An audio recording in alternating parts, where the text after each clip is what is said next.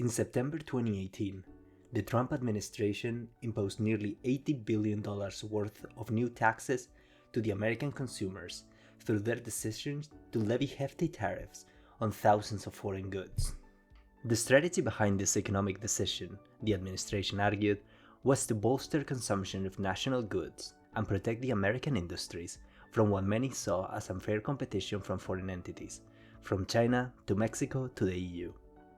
Now, 4 years later, the new Biden administration has largely kept a significant amount of these tariffs, though the arguments have morphed from the unapologetically protectionist perspective of the Donald Trump era to an effort of disvinculating crucial supply chains from bad actors that might seek to compromise critical industries in the US. The response of the world to this shifting perspective back in 2008 was to also increase tariffs on US goods, thereby damaging the ability of the United States to remain competitive in foreign markets. A study by the Tax Foundation has attributed a fall of almost 1/4 percentage point in the US GDP to this change in trade policy. Washington's strategy is by no means a new mechanism. The idea of increasing the price of foreign goods via taxation to encourage consumption of national goods is as old as trade itself, as are the retaliatory measures put in place by the wrong nation or competitor. Today in Rebel Economics, we will talk about the rationale behind trade wars, their reasoning, their history, the benefits for the taxing country, and the potential pitfalls. But first, if you like our content, please consider subscribing. We have tons of videos on economics and business that I'm sure you will like. But before further ado, let's jump into the topic. The fancy name for this kind of policies, similar to those followed by the US in 2018, is Beggar Thy Neighbor trade policies. It is so called because a policy that is instated without a necessary ill will towards trade partners turns out making the partners beg for its release. Now, obviously the example that we opened this video with had to a certain extent some ill intent, since President Trump was quite vocal about the desired effect of his trade tariffs in bringing exporting nations back to the table to discuss better terms for the US. Another clear example of this was Trump's push for a redraw of the NAFTA agreement between Canada, the US, and Mexico. The NAFTA contract essentially regulated trade between these three economies and was borderline vital for each of them. The point behind Beggar Thy Neighbor policies is somewhat naive, since realistically it cannot be expected of any ruler not to grasp the double-edged notion of a protectionist policy, no matter how one-sided the issue might be in the domestic market. Almost any player in the market must sacrifice part of their national production to engage in international trade in a manner that is satisfactory to both players involved. For example, trade between two islands will be at its best when each island chooses to specialize on the production of a single item and then trade with the other island for the other product. And so, bit by bit, as new islands join the trade deal, a more complex economy is formed, whereby the citizens of each island consume items from thousands of neighboring lands but produce only a single product. If one of those islands were to one day decide to protect an industry whose products are currently supplied by another island, then the whole trade agreement is brought into question, and the very fabric of the supply chain evaporates, since the taxed island is incentivized to do the same. Roots of modern protectionist trade policies originate in the mercantilist understanding of the economy as a zero-sum game, in which a nation can only expand its riches by taking from other entities. In other words, by expanding exports and reducing imports. The mercantilists were a group of economists in the 16th and 17th century that advocated for protectionist policies in European states and the American colonies. The rationale was substantiated in the existence of a limited amount of gold in the world, and the very surface-level notion that the more goods were produced abroad, the more the riches of a nation were divested to foreign entities. This zero-sum understanding of the economy pushes hard towards the autarkic and self-sustaining national economy, whereby only the national enterprises were to be protected against the competition of foreign firms and traders. This philosophy largely fueled the exploits of colonialist brutality, whereby the European powers sought to strip the wealth of colonized lands and take it to the home country. The idea of mutual gain through trade and specialization was a concept that did not govern the mainstream, which led many kings and generals to defend the stealing of national riches in occupied lands as the economically sensible thing to do. It wasn't until Adam Smith's pinnacle work, The Wealth of Nations, that the mercantilist ideas of the past were satisfactorily counter-argued.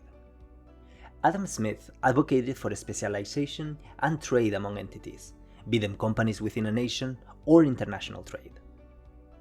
The impact of specialization, Smith argued, would result in an overall absolute gain in not only the quality of the goods and services generated, product of the expertise of single-focused industries, but cheaper overall costs and prices, since innovation would be more likely to happen in industries that focus on a single produce than it would be in autarkic economies whereby each product must be generated in-house. He was largely correct, of course, and the advent of the 20th and 21st centuries saw an era of true globalized trade. The invention and improvement of transport mechanisms removed more and more of the natural and geographical barriers to trade, and the experiment of specialization plus trade, equating better prices and products, kept proving correct. Now we live in a fundamentally globalized world, where countries have industries macro-specialized in not only a single product, but a single piece inside a product. For example, the iPhone has components from more than a dozen countries, with its battery being made in South Korea, the camera in Japan, the gyroscope made in Switzerland, some LCD screens made in Poland, and the Touch ID made in Taiwan. It is estimated that the price of the iPhone, were it to be fully produced and assembled in America, will be over 300% more expensive. So next time you are scrolling through Instagram with your iPhone, thank Adam Smith that you didn't break the bank to get it. Though, to be honest, it is an iPhone, so it's still pretty damn expensive. Policies like those the White House promoted and still keeps essentially go against the established world order of trade, in which every country can largely sleep easy knowing that their place in the international economy is somewhat guaranteed. This aspect is so important to the functioning of the modern world that the large majority of countries belong to an entity exclusively formed on the development and maintaining of a world without tariffs. This entity is called the World Trade Organization, or WTO, in short. They define themselves as, quote, the only global international organization dealing with the rules of trade between nations. At its heart are the two WTO agreements, negotiated and signed by the bulk of the world's trading nations and ratified in their parliaments. The goal is to ensure that trade flows as smoothly, predictably, and freely as possible. End quote. Basically, the WTO is a forum where countries can gather to air up their disputes on international trade and reach a satisfying consensus on all matters related to international trade. Individual, rogue behaviors such as the aforementioned tariffs levied by America are highly criticized, since they essentially break down the entire stable structure of trade.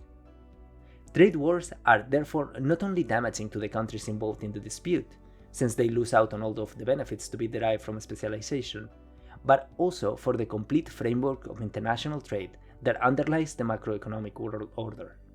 Rogue actions such as imposing tariffs on a country, establishing an embargo, or closing off the economy of a given country might be morally correct. For example, consider the West's reaction to Russia's invasion of Ukraine, or the economic isolation that countries like North Korea suffer.